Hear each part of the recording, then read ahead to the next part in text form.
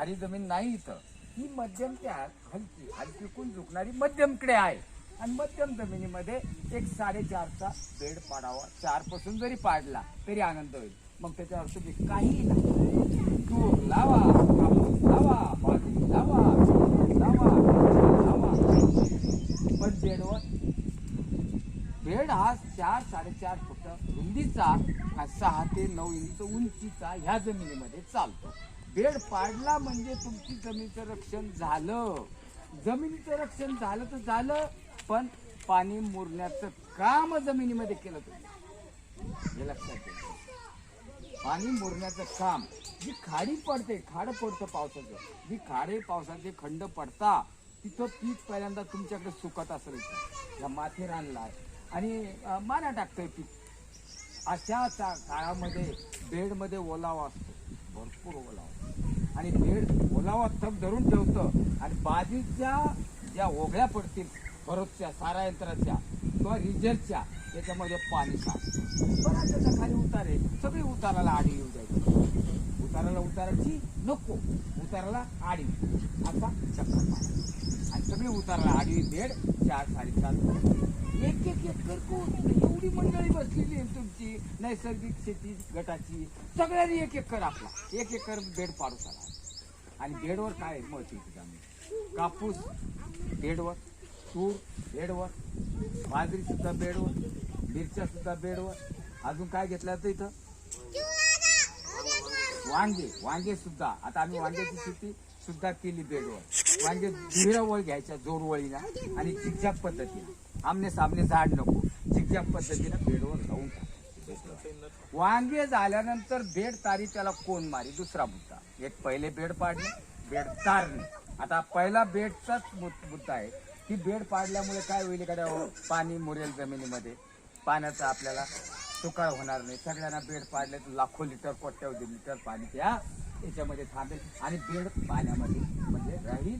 Bed पाणी पिईल, पाणी ओलावा तप धरून राहील. कोरलं का ओल राहते, ओलावा पोटात राहतो, आणि ओल झाली की सूक्ष्म अशी जीवसृष्टी तयार होते आणि पिकाला चालते. बायोमास ज्याला म्हणतो, बायोसृष्टी जो म्हणतो, ती त्या बेडमध्ये तयार होते.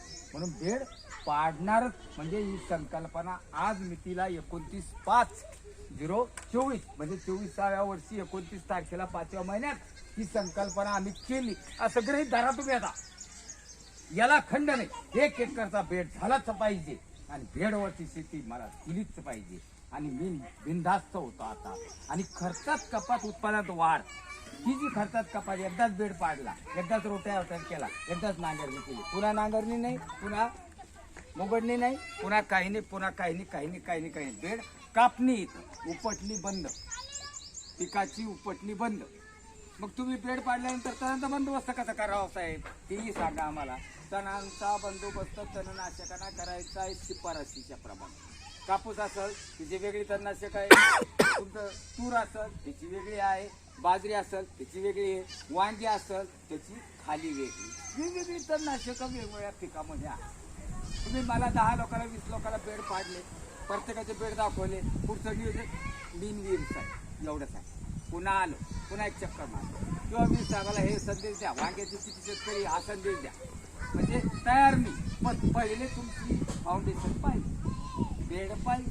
इथोर आला आपण कसं आलो, कोरड्या पावली आलो म्हणजे सिमेंटचा रस्ता भाऊच्या थांबला, तिथून जो रस्ता तयार झाला. म्हणजे काय झालं, पायाला माती लागली का तसं बेड झाले पाहिजे, म्हणजे पाणी उरलं पाहिजे, म्हणजे तार घेतला. राहिलं तुमचं पाण्या बंद, नांगरणी बंद, खुरपणी बंद, रोट्या बंद, सगळं बंद. मग खुरपणी तणनाशकाला खुरपणी करायची त्याच्या पिकाच्या शिफारशीप्रमाणे. ज्या पिकाला जी तणनाशक चालतात तीच मारायची. आमची एक बसलेलं आहे दोघं, इकडे कृषी आहे का, इकडे तंत्र समन्वयाची काय टेक्निक आलं मला सांगा. पण एवढ्याची बेड झाले पाहिजे. पहिली खुणगाट बेड पाडली, दुसरी खुणगाट तणांचा बंदोबस्त तणनाशकांना करणे. त्याच्यात अजिबात खंड नाही. ती जी मुळं आहे तणांची ती मुरतात जमिनीमध्ये, गांडुळाची संख्या वाढते, बारीक बारीक बारीक बारीक जीव सृष्टी तिथं तयार होते, जमिनीला फुले चालतं आणि पाणी अपार मुरते. पाणी अपार मुरते त्या मुळाद्वारे, कारण ते कुदत जातं खाली आणि जमिनीवर विपरीत परिणाम नाही. हे मनातलं काढा. जमिनीत विपरीत परिणाम नाही. असंख्य गवताच्या मुळा जमिनीमध्ये कुजून जात्या. पिकांच्या मुळा म्हणजे कापसाच्या मुळा, वांग्याच्या मुळा, कुठल्याही पिकाच्या मुळा, तुरीच्या मुळा